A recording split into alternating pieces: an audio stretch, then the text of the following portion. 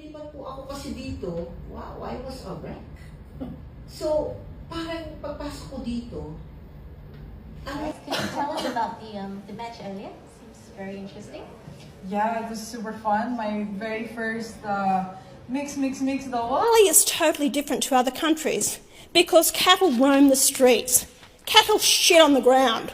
People walk in that. Destroyed on live TV. How a brutal media attack nearly broke Eala until her most shocking defender emerged.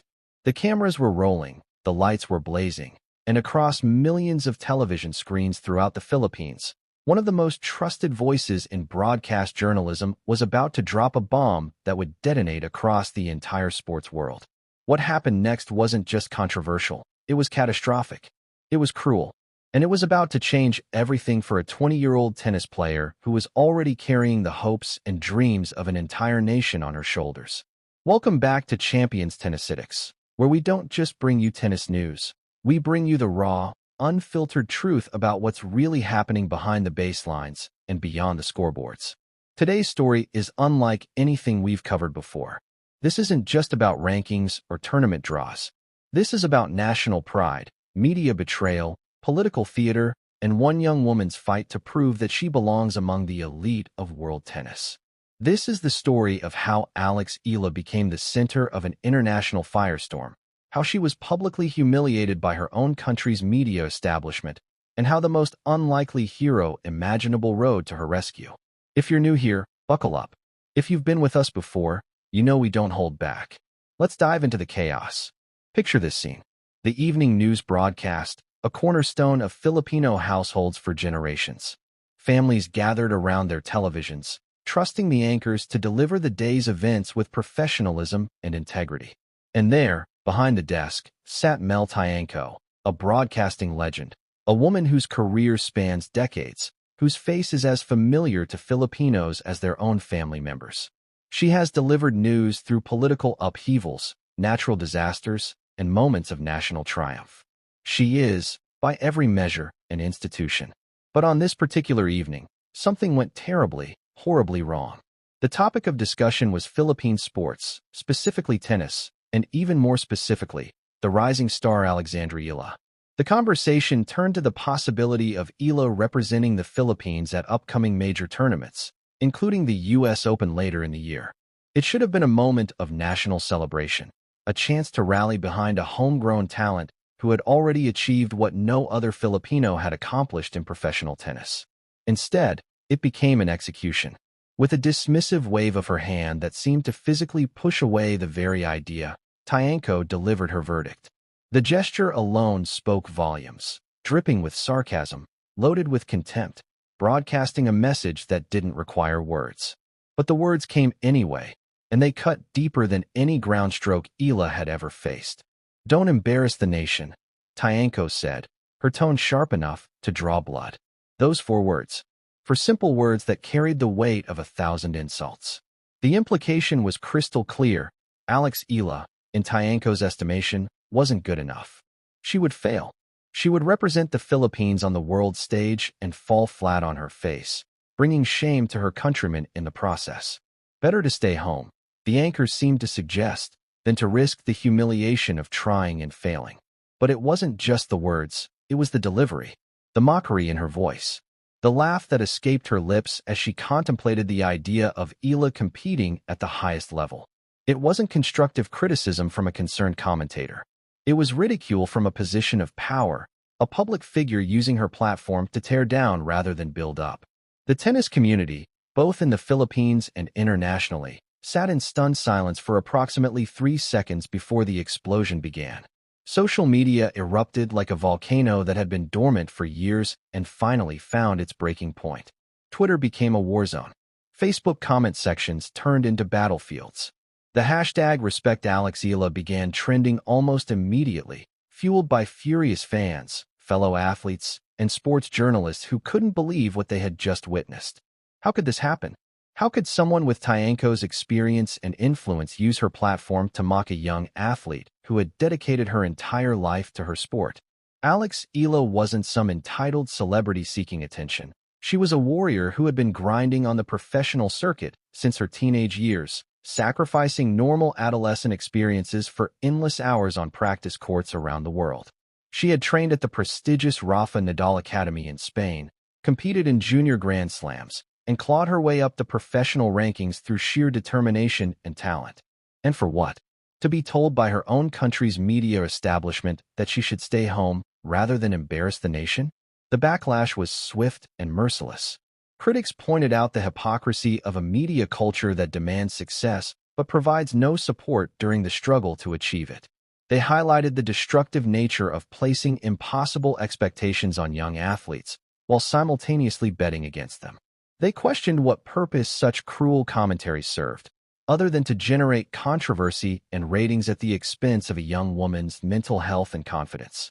Sports psychologists weighed in, explaining the potentially devastating impact such public humiliation could have on an athlete's performance and well-being.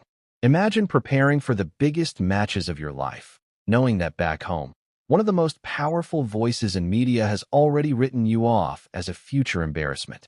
Imagine the pressure of knowing that millions of people are watching, waiting to see if you'll prove the doubters right. But the story doesn't end there. In fact, it was only beginning.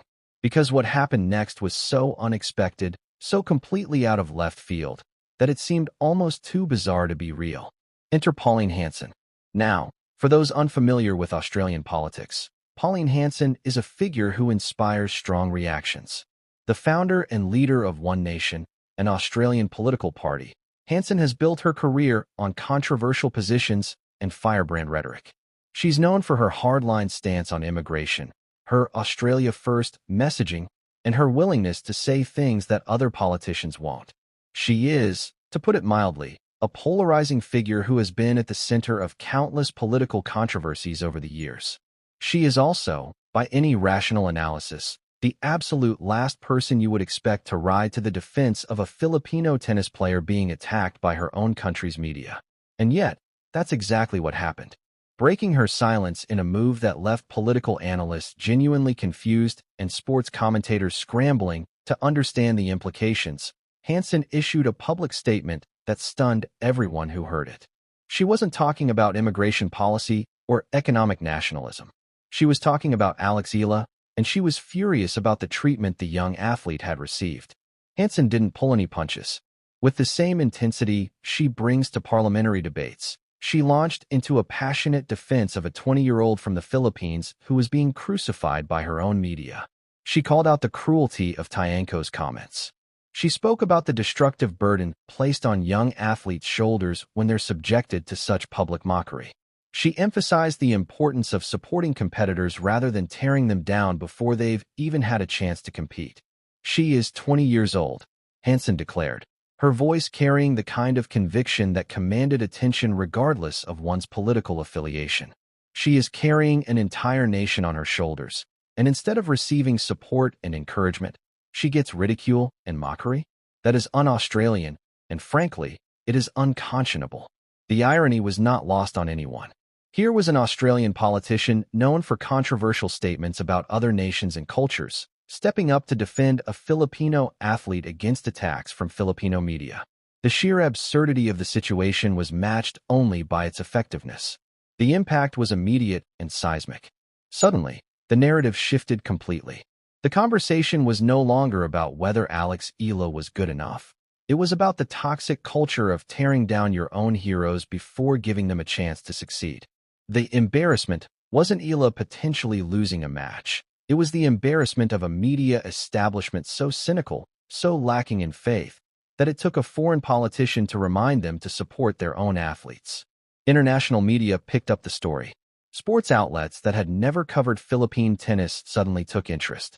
The controversy transcended sports and became a cultural moment, a case study in the relationship between media, national pride, and athletic achievement. Think pieces were written, debates were held, and through it all, one question echoed. How had things gotten so bad that Pauline Hanson, of all people, had to be the voice of reason?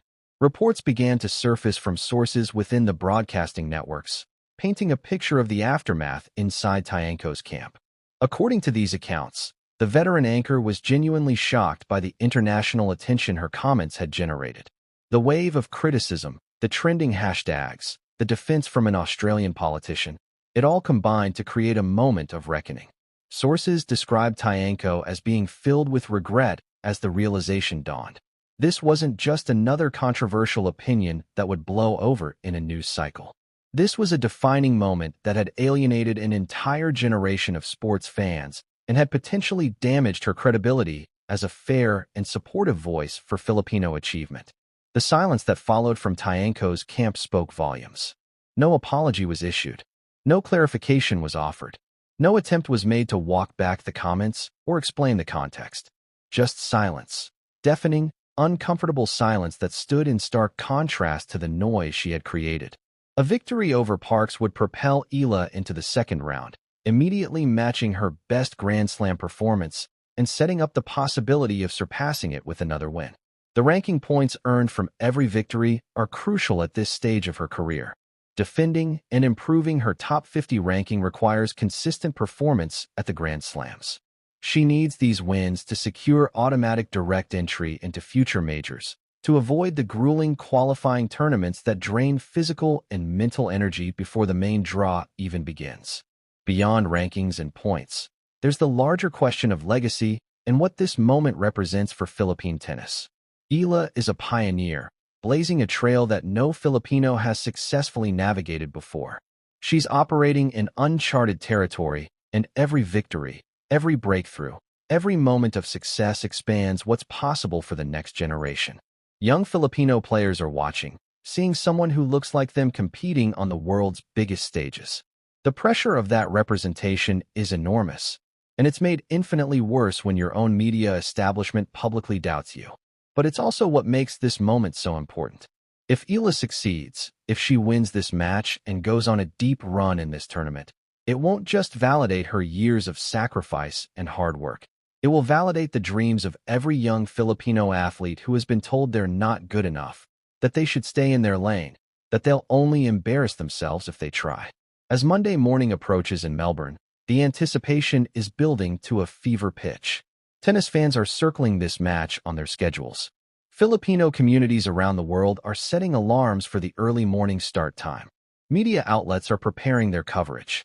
And somewhere in the Philippines, you can bet Mel Tyanko and her colleagues are watching closely, perhaps wondering if they made a catastrophic misjudgment. The stage is set perfectly. The players are prepared and ready. The controversy has reached its peak. Every element is in place for a match that transcends the normal boundaries of a first-round Grand Slam encounter. Will the embarrassment narrative crumble under the weight of actual achievement? Will Pauline Hanson's unlikely defense be vindicated by Eala's performance? Will Eala rise above all the drama and noise to let her racket deliver the final word? We're about to find out, and you absolutely do not want to miss a single moment of this showdown. Here at Champions Tennisitics, we'll be bringing you comprehensive coverage of every aspect of this match. We'll break down the tactics, analyze the key points, and bring you all the post-match interviews and press conference highlights. When Eala steps onto that court, we'll be there with you, experiencing every high and low, every brilliant winner and crushing error. But before we count down the hours until first serve, we need to hear from you, the Champions Tennisitics community. What's your take on this entire controversy? Do you think Mel Tyanko crossed a line with her comments? Or was she just being honest about her assessment? And what about the Pauline Hanson intervention? Could you have ever predicted that development in a million years? Most importantly, what's your prediction for Eala versus Parks? Who walks away with the victory? What's your score prediction? Will Eala dominate in straight sets? Or will this go the distance in a 3-set battle? Drop your thoughts and predictions in the comments section below. We read every single comment, and we love hearing from you. If this deep dive into the wildest, most dramatic story in tennis right now got you fired up, do us a huge favor and smash that like button. Every like helps us reach more tennis fans who deserve to know the real stories behind the headlines. And if you're new to Champions Tennisitics, or if you've been watching but haven't subscribed yet, now is the perfect time to hit that subscribe button and ring the notification bell. We're bringing you the most in-depth, passionate, and honest tennis coverage you'll find anywhere, and you don't want to miss a single upload. This is Champions Tennisitics, where we cover tennis the way it deserves to be covered, with passion, with honesty, and with respect for the athletes who sacrifice everything to compete at the highest level. We'll see you in the next video, and we'll see Alex Eala on the court in Melbourne.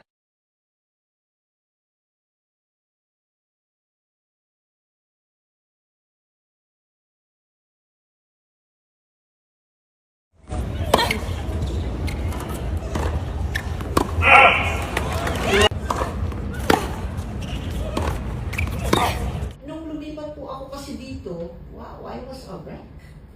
So, parang pagpasok ko dito, Excited about the games? Oh, okay. Excited naman, syempre. Ang haba ng biyahe. Walang Spain, but